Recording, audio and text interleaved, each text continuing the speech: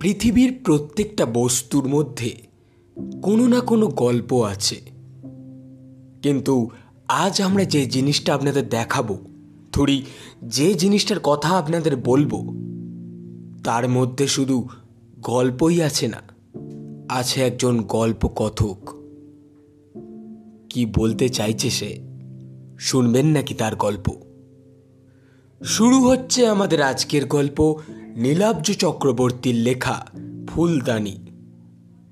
লেখক নীলাব্জ চক্রবর্তীর জন্ম কলকাতায়, তবে বর্তমানে কর্মসূত্রে বাড়ি উত্তরবঙ্গের শিলিগুড়িতে। পেশায় তিনি একজন বেসরকারি কোম্পানির সেলস পার্সোনেল। লেখালেখি করা এবং বই পড়া দুটোই লেখকের নেশা।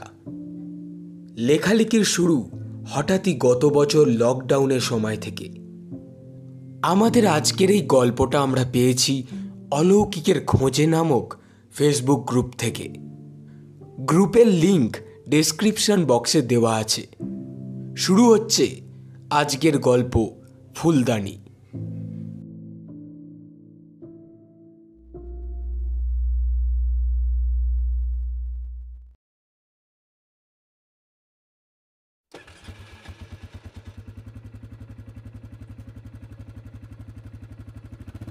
সারাদিনের কাজকর্মের পর রনিত বাইক ছোটালো ফ্রি স্কুল স্ট্রিটের দিকে। আজ মাসের শেষ দিন। এই দিনটা রনিতের বেশ ভালো লাগে। সারা মাসের খাটুনির পরে বিকেলে যখন হাতের ফোনটা টুং টুং করে বেজে স্যালারি ক্রেডিট হওয়ার জানান দেয়, তখন মুখে চওড়া হাসি ফুটে ওঠে। গোটা মাসের সমস্ত ক্লান্তি মোবাইলের ওই আওয়াজটা ভুলিয়ে দেয়। তার ওপর মান্থ এন্ডে ক্লোজিং ঠিকঠাক হলে তো কথাই নেই। রনিত একটি বহুজাতিক সংস্থার টেরিটরি সেলস ম্যানেজার পদে কর্মরত। এই মাসে ক্লোজিং বেশ ভালো হয়েছে, ঠিক যেমনটা ও চেয়েছিল তেমনই। দুপুরে ওর বস অভিনন্দন জানাতে ফোন করেছিল। স্বভাবতই মনে খুশি খুশি ভাব রনিতের। বাড়িতে ফোন করে অরণ্যাকে বলে দিয়েছে যে সবার জন্য রাতের খাবার সে কিনে আনবে। এও জানিয়েছে যে ফিরতে একটু দেরি হবে, কারণ ফেরার পথে একবার ফ্রি স্কুল স্ট্রিটে কিউরিও শপে যাবে।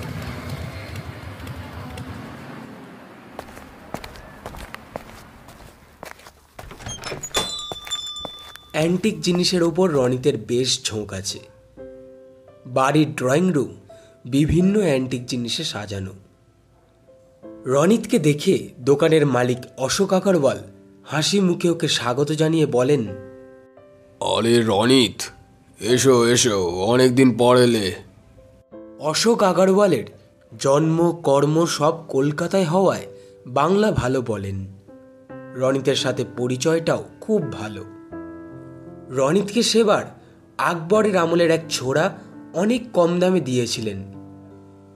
এছাড়াও ওয়ারেন হেস্টিংসের ব্যবহৃত সুন্দর নকশা করা সোফা, যেটা এখন রনিতদের বরাহনগরের বাড়িতে শোভা পায়, সেটাও অনেক সস্তায় রনিতকে বিক্রি করেছিলেন তিনি। রনিত অশোক আগরওয়ালের ছেলে অঙ্কিতকে ইংরেজি পড়াতো, সেই সূত্রে ওদের আলাপ।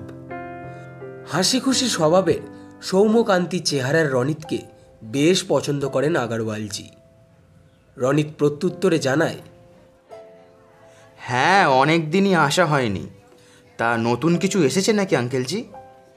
হ্যাঁ এসেছে তো, তোমাকে ফোন করতাম দু একদিনের মধ্যেই।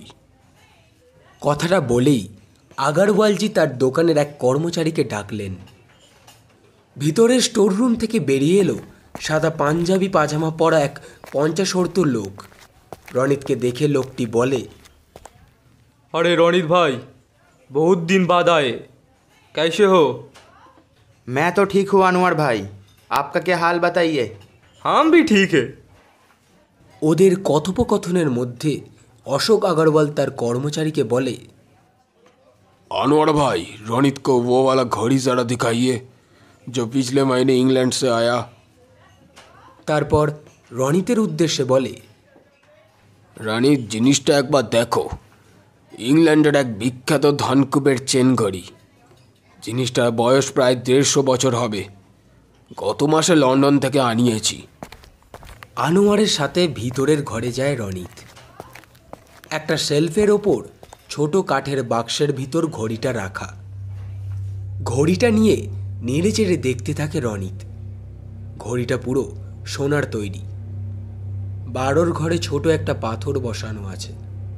চেনটা সুন্দর ডিজাইনের কাজ করা। ঘড়ির ডায়ালে কোম্পানির নাম জল করছে। भैचर एंड कॉन्स्टेंटिन 1822। ডায়ালের লেখাটা পড়ে রনিত। हाँ, ये दुनिया का सबसे पुरानी घड़ी कंपनी है। इसका माल आसानी से मिलता नहीं। साहब तो अपने चैनल के थ्रू पिछले महीने ले आया। एकदम रेयर चीज़ है। পাশে দাঁড়িয়ে আনোয়ার আলী কথাগুলো বলে চলে। ঘড়িটা দেখতে দেখতে হঠাৎ ঘরের কোণের টেবিলের ওপর রাখা একটা ফুলদানির দিকে নজর যায় রনিতের। সাদা রঙের চীনামাটির তৈরি এক আশ্চর্য নকশা করা ফুলদানি। জিনিসটা দেখা মাত্র আপন মনে ওয়াও বলে ওঠে রনিত। হাতের ঘড়িটা আনোয়ারকে দিয়ে সেই জিনিসটার দিকে এগিয়ে যায় সে। অদ্ভুত এক শোভা আছে এই ফুলদানিটার। অতি সাধারণ ডিজাইন, তবে গায়ের নকশাটা দারুণ। চোখ ফেরানো যায় না যেন। ঘরের ওই দিকে আলোটা একটু কম, কিন্তু তার মধ্যেও এর গা থেকে এক অদ্ভুত আলোর রোশনাই বেরিয়ে আসছে যেন। বিরল ঘড়ির কথা ভুলে গিয়ে রনিত ফুলদানিটা হাতে তুলে নেয়। ভালো করে নেড়ে চেড়ে দেখতে থাকে জিনিসটা। अनवर भाई, ये फ्लावर वास तो बहुत बढ़िया है। ये कब आया? আনোয়ারের কাছ থেকে কোনো জবাব আসে না। আবারও একই প্রশ্ন পুনরাবৃত্তি করে রনিত। এবার আনোয়ার যেন একটু কেঁপে ওঠে। ভাঙা ভাঙা গলায় উত্তর দেয়, जी, ये चीज़ अभी 2 हफ्ता पहले आया। लेकिन आप उसे छोड़ दो। ये घड़ी लो। क्यों? ये आप नहीं बेचोगे क्या? नहीं, बेचेंगे तो ज़रूर। लेकिन आप ये घड़ी लो। একটা চাপা আতঙ্ক ভরা স্বরে কথাটা বলে সে। রনিতের মনে কৌতূহল জাগে। হঠাৎ আনোয়ার ভাই এমন কেন বলছে? উনি তো এমন আগে কখনো বলেনি। উনি যেন চাইছেন না এই ফুলদানিটা সে নেয়। মনের মধ্যে নানা প্রশ্ন ভিড় করতে থাকে রনিতের। তারপরে একটু দৃপ্ত কণ্ঠে বলে, नहीं, हम तो यही लेंगे। বাইরে এসে অশোক আগরওয়ালকে এই কথা জানায় রনিত। ও লক্ষ্য করে ফুলদানির কথা শুনে আগরওয়ালজির মুখটাও আচমকা কেমন যেন ফ্যাকাশে হয়ে যায়। তারপরেই নিজেকে সামলে নিয়ে তিনি বললেন, কেন গো, ওই ঘড়িটা পছন্দ হলো না? না আঙ্কেল জি, ওটা তো একটা দারুণ কালেকশন, তবে অত টাকা আজ নেই। ওর দামটা নিশ্চয়ই অনেক হবে। তার চেয়ে এই ফুলদানিটাই অনেক ভালো। আরে রনির দাম নিয়ে চিন্তা করো না, সেরকম হলে মাসে মাসে দিয়ে দিও। না আঙ্কেল জি, ধার করে শখ পূরণ করব না। আমি এই ফুলদানিটাই নেব। তা আপনি যদি না দিতে চান সেটা আলাদা ব্যাপার। আগরওয়াল ও আনোয়ার একে অপরের মুখ চাওয়াচাওয়ি করে, যেন চোখের ভাষায় কিছু কথোপকথন হয় ওদের। রনিত তা বুঝতে পারে না। শেষে আগরওয়াল তার কর্মচারীকে বলে ওই ফুলদানিটা ভালো করে র্যাপ করে দিতে, কিন্তু আনোয়ার যেন সেটা করতে চাইছে না। সে আগরওয়ালজিকে বলে, जनाब, ये चीज़ उन्हें मत दीजिए। আনোয়ারের কথায় এবার রনিত একটু চটে যায়। সে বলে, আঙ্কেল জি, আমি একটা জিনিস খেয়াল করলাম, ঠিক আছে? এই ফুলদানিটা আনোয়ার ভাই আমায় দিতে চাইছে না। যদি আপনাদের দিতে অসুবিধা থাকে তাহলে থাক। আগরওয়াল রনিতের রাগ সামলে বলে, আরে না না, ও কিচ্ছু না রনিত, তুমি নিয়ে যাও এটা, এক্ষুনি প্যাক করে দিচ্ছি। ফুলদানিটা নিয়ে ফেরার পথ ধরে রনিত। আনোয়ার আলী তার মনিবকে বলে, ये ठीक नहीं हुआ जनाब। वो चीज़ में गड़बड़ है। আগারওয়ালজি এমনিতে শিক্ষিত মানুষ, এই সব কথায় আমল দেন না তেমন। তবে তার মনেও কেমন একটা খচখচানি থেকে গেল। মনের ভাব গোপন করে আনোয়ারকে বলেন, आप छोड़ो फालतू बात, ये सब गलतफहमी दूर करो। পরের দিন বিকেলে বাজার থেকে সুন্দর একগোছা গোলাপ কিনে আনলো রনিত। গোলাপ ছাড়া অন্য কোনো ফুল ঠিক মানাবে না এই ফুলদানিতে। গোলাপের গোছ ফুলদানিতে সাজাতে গোটা ড্রয়িং রুমের শোভা বহু গুণে বেড়ে গেল। ড্রয়িং রুমের শোকেসের ওপর ফুলদানিটা রাখা রয়েছে। পাশে দাঁড়িয়ে রনিতের মা রূপা ও অর্ণা এসব দেখছিল। রনিতের এই ঘর সাজানোর স্বভাবটা তাড়িয়ে তাড়িয়ে উপভোগ করে রূপা। সত্যিই কি সুন্দর ফুলদানিটা, ছেলেটার শখ আছে। উপরে রনিতের ঘরে এতক্ষণ খেলছিল রনিতের 6 বছরের মেয়ে তিতলি। পুষ্প শোভিত ফুলদানি দেখে তার মনটাও আনন্দে নেচে ওঠে। এক ছুটে গিয়ে বাবাকে জড়িয়ে ধরে তিতলি। সাথে সাথে রিঙ্গা রিঙ্গা রোজেস কবিতাটা আবৃত্তি করতে থাকে সে। Ringa ringa roses, a pocket full of posies, a tissue, we all fall down. গোটা ঘর তখন গোলাপের সুরভিত সুবাসে ভরে উঠেছে। বাড়ির কাজের বউ পুষ্প এসে জানায় ওপরের ব্যালকনির টি টেবিলে চা করে রাখা হয়েছে। পুষ্পের কথা শুনে ওরা ব্যালকনির দিকে পা বাড়ায়। চা খেতে খেতে রনিতের মনে পড়ে অফিসে বসকে একটা ফোন করতে হবে। পকেট হাতড়ে দেখে ফোন নেই।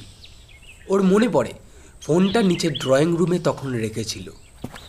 ফোনটা আনতে সেদিকে যায় রনিত। ব্যালকনিতে তখন অর্ণা ও রূপা বিকেলে চায়ের স্বাদ গ্রহণ করছে। পুষ্প পাশে বসে বিস্কুটটা চায়ে ডোবাচ্ছে। আচমকা রনিতের চিৎকারে চমকে ওঠে ওরা। মা, ও মা, অর্ণা, শুনছো? নিচে নামো একবার। ড্রয়িং রুম থেকে রনিতের আকস্মিক ডাকে স্বাদ গ্রহণের তাল কেটে যায় ওদের। রূপা দেবী একটু বিরক্ত হয়ে বলে, উফ বাবা, এই ছেলেটা দেখছি একটু শান্তিতে চাও খেতে দেবে না। নিচে নেমে ড্রয়িং রুমের ভিতরে ঢুকে যা দেখে তাতে ওরা চরম বিস্ময়ের হতবাক হয়ে যায়। ঘরের মেঝেতে গোলাপের সমস্ত পাপড়ি ছিঁড়ে কুটি কুটি করে ছড়ানো। ফুলদানিতে একটাও গোলাপ নেই। কে যেন অত্যন্ত রাগে ছিঁড়ে ফেলেছে প্রতিটি ফুল। রনিত ছিন্ন পাপড়িগুলির কাছে দাঁড়িয়ে ওদের চিৎকার করে ডাকছে। কাছে যেতে রনিত প্রচণ্ড রেগে বলে ওঠে, কে করলো এই কাজ? ঘটনার আকস্মিকতায় ও রনিতের চিৎকারে ভাষা হারিয়েছে রূপা ও অর্ণা। সত্যি তো, এমন কাজ কে করতে পারে? বাড়িতে মানুষ বলতে রূপা, রনিত, অর্ণা, তিতলি ও তাদের কাজের বউ পুষ্প, ওরা সবাই তো বাইরে ছিল। তবে কে করলো এই কাজ? কিছুই তো মাথায় আসছে না। রনিত অর্ণাকে জিজ্ঞেস করে, তিতলি কোথায়? এতক্ষণ ওদের খেয়াল হয়নি। তিতলি ওদের সাথে ব্যালকনিতে ছিল। একটু আগে ও ঘরের দিকে ছুটে আসে। তবে কি এই কাণ্ড ওর? রনিত এবার আরো জোরে ওর মেন নাম ধরে ডাকতে থাকে। ছোট্ট তিতলি ওপরের ঘর থেকে নেমে আসে। বাবার প্রচণ্ড রাগ দেখে মেয়েটা কুঁকড়ে যায়। আসলে বাবা খুব একটা রাগে না, তবে রাগলে সে ভীষণ ভয়ঙ্কর হয়ে যায়। এটা তিতলি জানে। নিচে এসে শান্ত গলায় বাবাকে বলে, কি হয়েছে বাবা, তুমি ডাকছো কেন? রাগে ক্ষোভে ফুঁসতে ফুঁসতে রনিত বলে, হোয়াট ইজ দিস তিতলি? তুই এটা কি করেছিস? তিতলির সরল মন প্রথমে কিছু বুঝতে পারে না। তারপর ওর নজর যায় মেঝেতে ছড়ানো ফুলের ছেঁড়া পাপড়িগুলোর দিকে। ফুলগুলো কেউ কি বাজেভাবে ছিঁড়ে দিয়েছে। অপ্রত্যাশিত এই দৃশ্য ও বাবার চরম বকুনিতে ঘাবড়ে গিয়ে এবার কেঁদে ফেলল সে। বাবাকে কাঁদো কাঁদো গলায় বলে, আই ডোন্ট নো বাবা, আমি কিছু করিনি। তিতলির কথা বিশ্বাস হয় না রনিতের। এমন সময় রূপা এসে টেনে সরায় তিতলিকে। ছেলেকে ধমকে বলে ওঠে, মেয়েটাকে মারতে যাচ্ছিস তুই? কি করেছে ও? মা, তুমি এভাবে প্রশ্রয় দিও না ওকে। তোমাদের আদরেও দিন দিন খুব বদমাশ হয়ে যাচ্ছে। চুপ কর তুই। ছেলেকে ধমক দেয় রূপা। ওদিকে তিতলি তার ঠাম্মিকে জড়িয়ে ধরে হাউ হাউ করে কেঁদে উঠেছে। সে কাঁদতে কাঁদতে জানাচ্ছে সে এসব করেনি, সে ওপরে তার ঘরে ছিল। অর্ণা এগিয়ে এসে শান্ত করে রনিতকে। রনিত অর্ণাকে বলে, অর্ণা, মেয়েটা দিন দিন খুব বদমাশ হয়ে যাচ্ছে, একটু খেয়াল রাখো ওর দিকে। অর্ণা মৃদু অথচ দৃঢ় স্বরে প্রতিবাদ করে বলে, আহা, ও তো বলছেও করেনি এটা। তুমি কেন ওকে খামোখা দোষারোপ করছো? তাহলে কে করলো? উদ্বেগপূর্ণ দৃষ্টে অর্ণাকে জিজ্ঞেস করে রনিত। রূপা পুষ্পকে বলে জায়গাটা পরিষ্কার করে দিতে। তারপর তিতলিকে নিয়ে উপরে চলে যায়।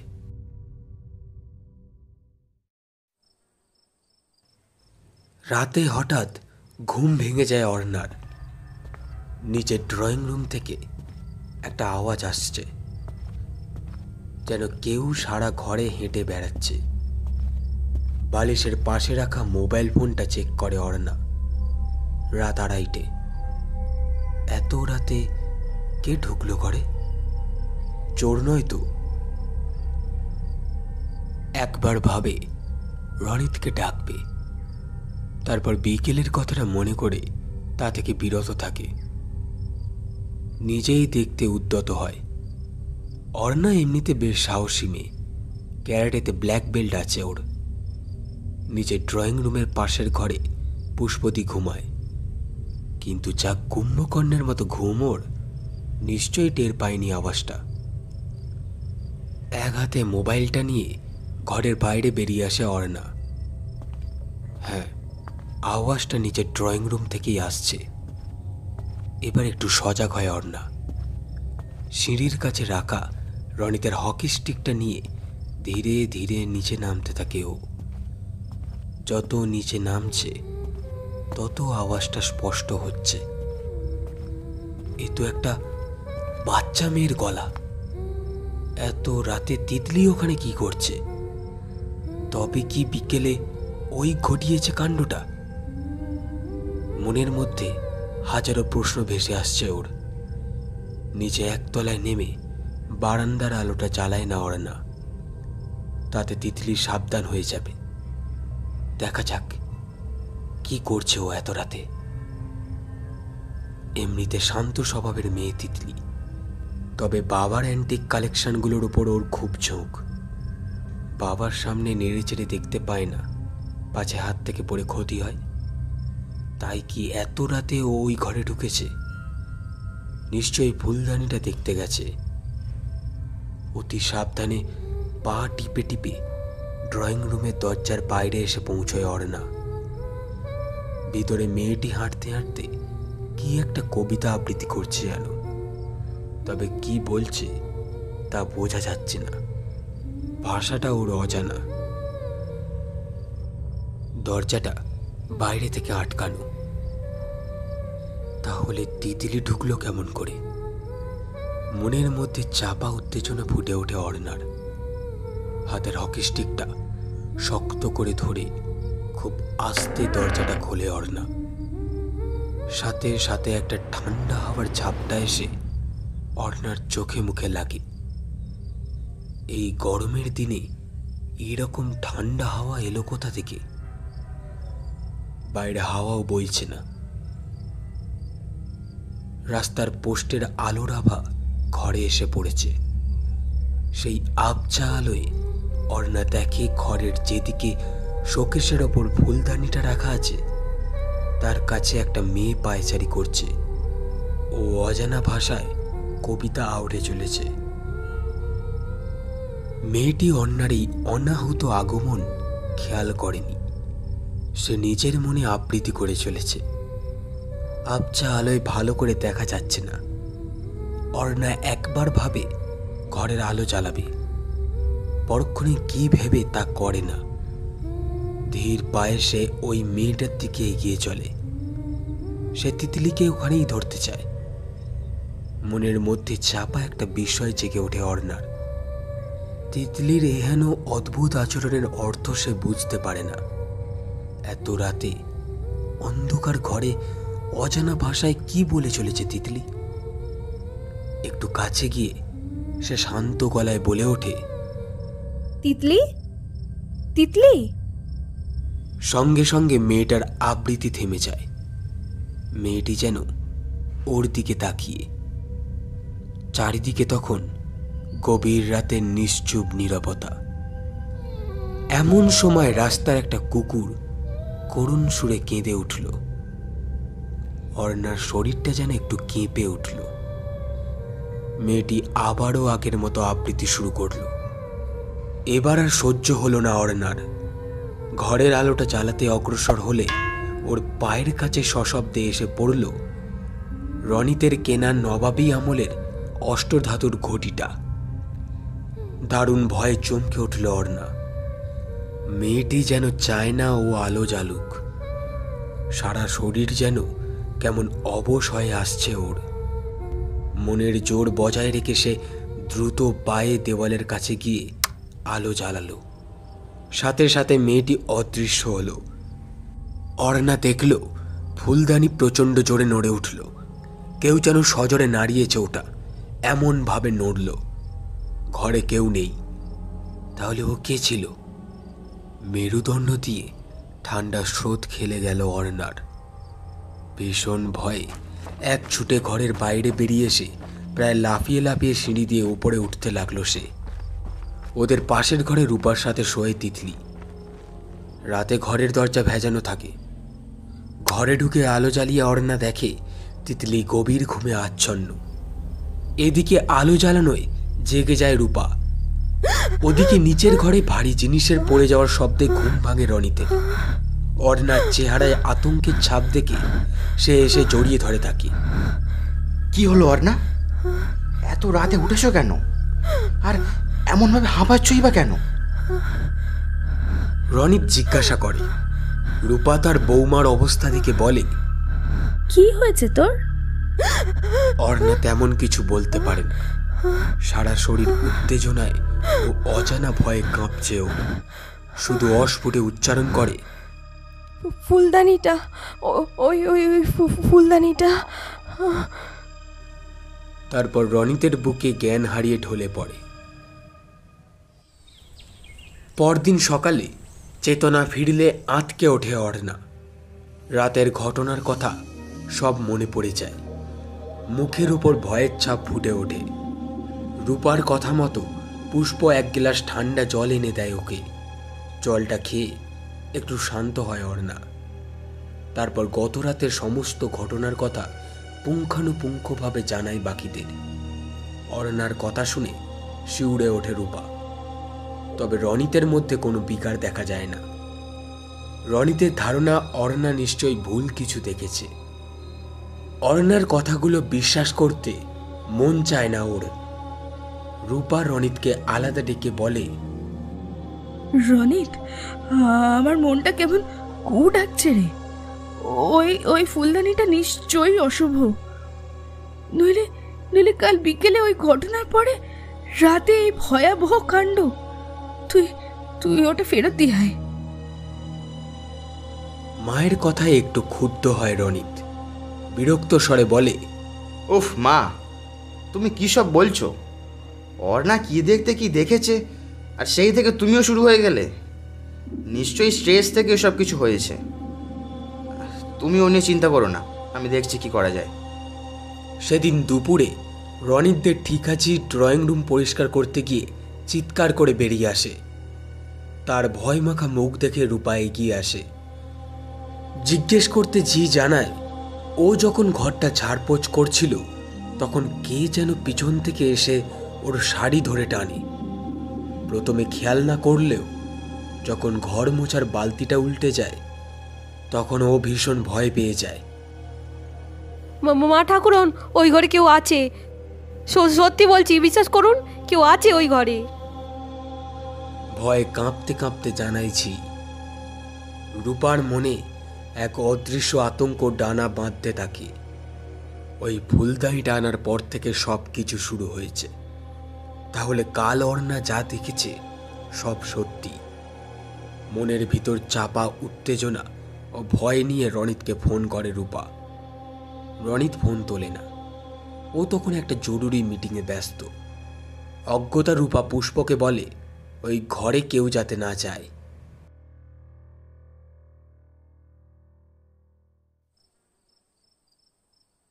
সন্ধ্যাবেলা অফিস ফেরত রনিত আবার এক গোছা গোলাপ ফুল কিনে আনে। ফুলদানিতে ফুলগুলো সাজিয়ে সে উপরে উঠে যায়। খানিক বাদে ওই ঘর থেকে তিতলির আর্তচিৎকার শোনা যায়। ছুটে যায় রনিত। তার পিছনে অর্ণা ও রূপা যায়। ড্রয়িং রুমে গিয়ে দেখে গতকালের মতো ফুলগুলো কেউ ছিঁড়ে ফেলে রেখেছে। দরজার সামনে তিতলি দাঁড়িয়ে ঠক ঠক করে কাঁপছে। রনিতকে আসতে দেখেই ও বাবার কোলে উঠে মুখ লুকোয়।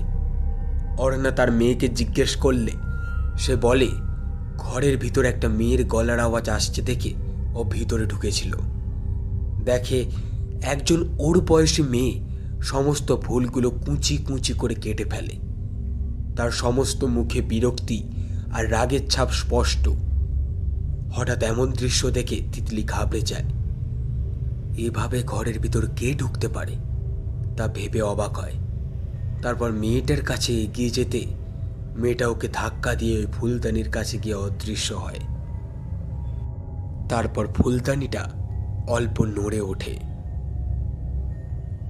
তিতলির কথা শুনে অর্ণা ভীষণ উত্তেজিত হয়ে ওঠে। উদ্বিগ্নতার সাথে রনিতকে বলে, তোমার কি এখনো বিশ্বাস হচ্ছে না রনিত? কাল থেকে অদ্ভুত সব ঘটনা ঘটছে আমাদের এই বাড়িতে।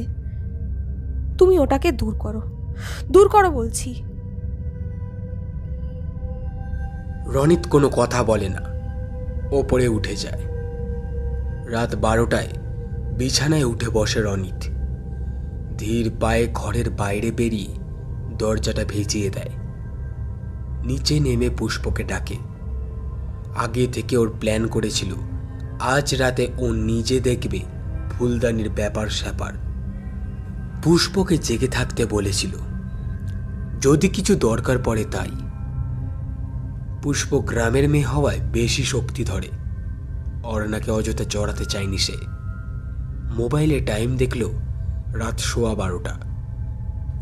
পুষ্পকে ডেকে সন্তর্পণে ড্রয়িং রুমের দরজার বাইরে ওরা দাঁড়ায়। ভিতরে সত্যি কে যেন হেঁটে বেড়াচ্ছে। পুষ্প হঠাৎ খুব ভয় পেয়ে যায়। সে মৃদু স্বরে বলে, দাদা বাবু, এটা ঠিক হচ্ছে না, এটা কোনো অপদেবতার কাজ। রনিত বিরক্ত হয়ে জানায় পুষ্প ভয় পেলে তার ঘরে চলে যেতে পারে। পুষ্প অগত্যা থেকে যায়। ঘরের ভিতর একটা মেয়ের গলার আওয়াজ শোনা যাচ্ছে। সে সুর করে কোনো আবৃত্তি করছে, তবে ভাষাটা বোঝা যাচ্ছে না। ধীরে ধীরে দরজা খোলে রনিত। পিছনে পুষ্প দাঁড়িয়ে। শোকেশের কাছে একটা ছোট্ট মেয়ে পায়চারি করছে এবং নিজের মনে আবৃত্তি করছে।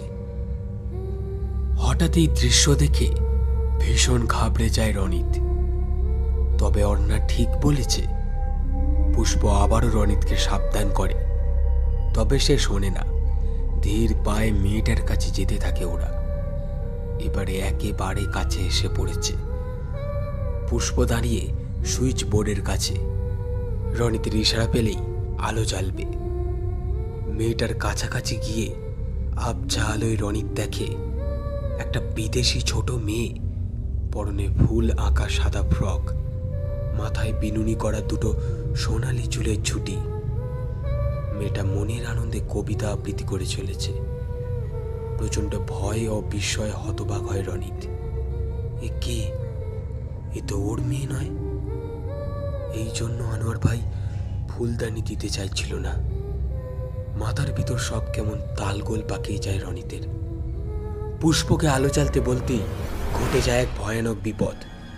আলো জ্বালাবার আগেই অস্ফুট চিৎকার করে মেঝেতে লুটিয়ে পড়ে পুষ্প। আকস্মিক এই ঘটনায় হতবাক হয় রনিত। ছুটে গিয়ে দেখে পুষ্পের বুকে গেঁথে আছে আকবরের আমলের ছোরা। কে ছুড়ল ছোরাটা? আলো জ্বালাতেই মেয়েটাকে আর দেখা যায় না। ফুলদানিটা হালকা নড়ে ওঠে। পুষ্পের বুকের ক্ষত থেকে বেরিয়ে আসছে চাপ চাপ তাজা রক্ত। পরদিন সকালে খবরটা চারিদিকে ছড়িয়ে পড়ে। লোকাল থানার পুলিশ এসে পুষ্পের বডিটা পোস্টমর্টমের জন্য নিয়ে যায়। লোকাল থানার ওসি মিহির রায় রনিতের জবানবন্দি নেয়। গোটা বাড়িতে নেমে আসে শ্মশানের নিস্তব্ধতা। খবর পেয়ে ছুটে আসে অশোক আগারওয়াল। পুলিশ অফিসার তার পূর্ব পরিচিত। তার সাথে কথা বলে আগারওয়ালজি রনিতের কাছে যায়। রনিত দারুণ ভয়ে ও ঘটনার ঘাত প্রতিঘাতে ভাষা হারিয়েছে। অশোক আগারওয়াল জানায় এই ফুলদানিটা রনিতকে দেওয়া চরম ভুল হয়েছে। এটা একটা অভিশপ্ত ফুলদানি।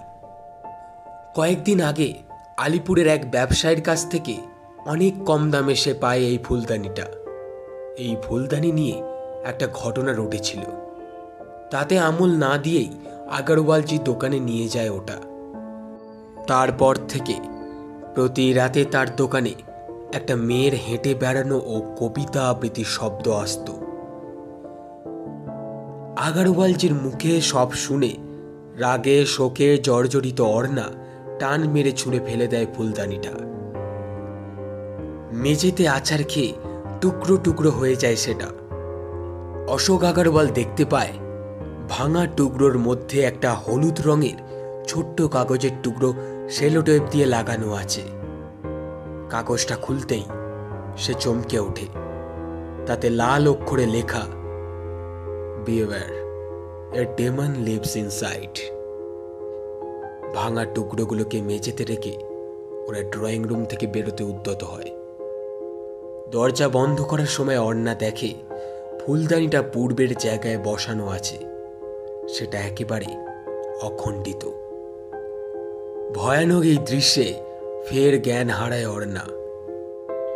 অশোক আগারওয়াল ও পুলিশ অফিসার মিহির রায় বাকরুদ্ধ হয়ে যায়।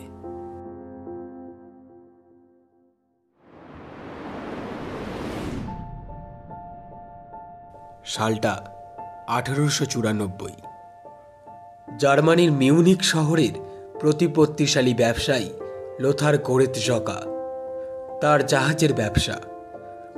রাশবাড়ি গোছের লোকটি তার সন্তানদের প্রতি খুব যত্নশীল। তার 7 বছরের ছোট মেয়ে মিয়া খুব দুরন্ত ও বদমেজাজি। বাবার প্রচণ্ড আদরে একেবারে ডেপো হয়ে উঠেছে মিয়া। মিয়ার জন্মদিনে তাকে এই ফুলদানিটা গিফট করে লোথার। এই ফুলদানি কাউকে ধরতে দিত না মিয়া, এমনকি এতে ফুল রাখতেও দিত না সে। সারাদিন এটা নিয়ে ঘুরে বেড়াতো আর কবিতা আবৃত্তি করত। একদিন বাড়িতে খুব দুষ্টুমি করছিল মিয়া।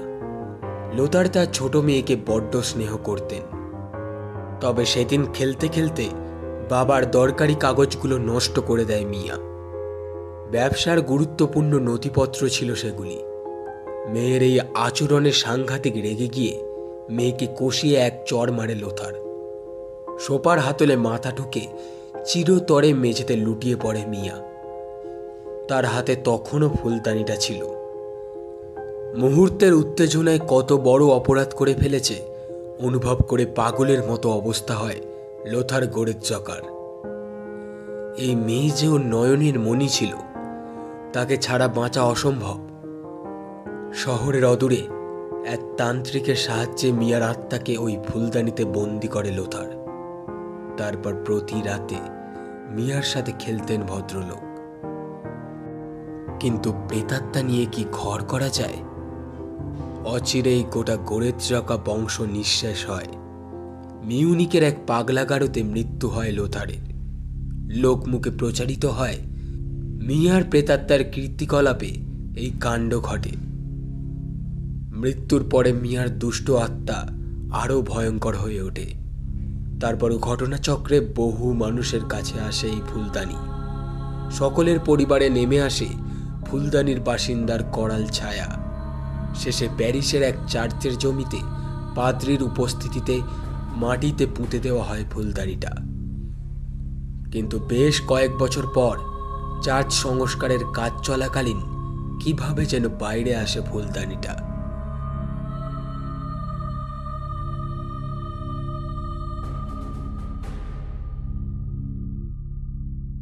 সন্ধ্যায় পুষ্পের পোস্টমর্টেম রিপোর্টে জানা যায় হৃৎপিণ্ড এফোর ওপর হওয়ায় মৃত্যু ঘটেছে, কিন্তু ছোড়ায় কোনো আঙুলের ছাপ পাওয়া যায়নি। ওদিকে ঠিকাজির ছেলে এসে খবর দেয় দুপুরে তার মা মারা গেছে। কাল বিকেল থেকে ক্রমাগত রক্ত বমি হচ্ছিল। হাসপাতাল নিয়ে গিয়েও শেষ রক্ষা হয়নি। ক্ষণিকে চারপাশটা কেমন ওলট পালট হয়ে গেল। রনিত এখনো বিধ্বস্ত অবস্থায় বসে, তার মুখে কোনো কথা নেই। আচমকা অর্ণা ছুটল বাথরুমের দিকে। বাথরুম থেকে তার বমির শব্দ আসছে। বেরিয়ে আসার পর দেখা যায় তার ঠোঁটে রক্তবিন্দু লেগে আছে। ফোন ধরে বিহল কণ্ঠে অশোক আগরওয়ালকে জানায় রনিত। আগরওয়ালজি জানায় তার সাথে চার্চের এক ফাদারের কথা হয়েছে। আজ রাতেই ওটা ফের চার্চের জমিতে পুঁতে দেওয়া হবে। যথাসময়ে চার্চে গিয়ে পৌঁছয় অশোক আগরওয়াল ও রনিতের হাতে ফুলদানিটা ধরা। চার্চের ফাদার ডেভিস চার্চের পিছনের জমিতে বাইবেলের মন্ত্র আওড়ে ফুলদানিটা কবর দিতে ব্যস্ত। বাইরের পাঁচিলের পাশে একটা রোগা চেহারার নেশাতুর চোখ রনিতদের লক্ষ্য করছে। এমন সময় রূপার ফোন আসে রনিতের মোবাইলে। অর্ণার রক্তবমি অস্বাভাবিক রকম বেড়ে গেছে। পাশের বাড়ির একজনকে সাথে করে অর্ণাকে নিয়ে হাসপাতালে যাচ্ছে ওরা। রনিত আর দেরি না করে হাসপাতালের উদ্দেশ্যে বেরিয়ে পড়ে। বড্ড দেরি হয়ে গেছে। হাসপাতালের এমার্জেন্সি গেটের বাইরে স্ট্রেচারে শায়িত অর্ণার নিথর দেহ।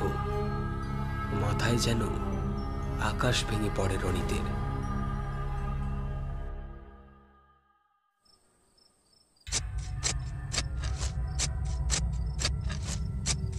রাতের মিশমিশে অন্ধকারে চার্চের পিছনের জায়গা থেকে কোদাল দিয়ে মাটি কোপানোর আওয়াজ আসছে। পাঁচিলের বাইরে দাঁড়িয়ে থাকা সেই নেশাতুর চোখ দুটি কাঁপা কাঁপা হাতে মাটি খুঁড়ছে। কিছুটা মাটি কাটার পর দেখা যায় ফুলদানিটা। তার ভিতর থেকে শোনা যাচ্ছে একটা বাচ্চা মেয়ের কণ্ঠস্বর। সুর করে সে আবৃত্তি করছে।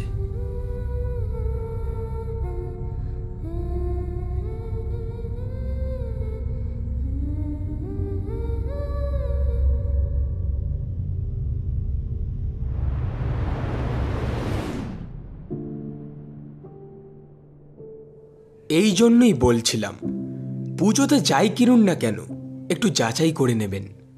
জিনিসটা অভিশপ্ত নয় তো। শুনছিলেন আজকের গল্প ফুলদানি। গল্প লেখক নীলাব্জ চক্রবর্তী, গল্প কথক এবং অশোক আগরওয়াল আমি সায়ন, রনিত রাহুল, অর্ণা মধুরিমা, রূপা নবনীতা, ঝি এবং পুষ্পের চরিত্রে শিল্পা, আনোয়ার দীপঙ্কর। গল্পের সূত্রধার এবং পর্ব পরিচালনায় আমি সায়ন। সমগ্র গল্পের আবহ সঙ্গীত এবং স্পেশাল এফেক্টসে সূর্য, পোস্টার ডিজাইনে দীপঙ্কর। আজ আমাদের সাথে ছিল তিতলির চরিত্রে সৃজিতা চক্রবর্তী।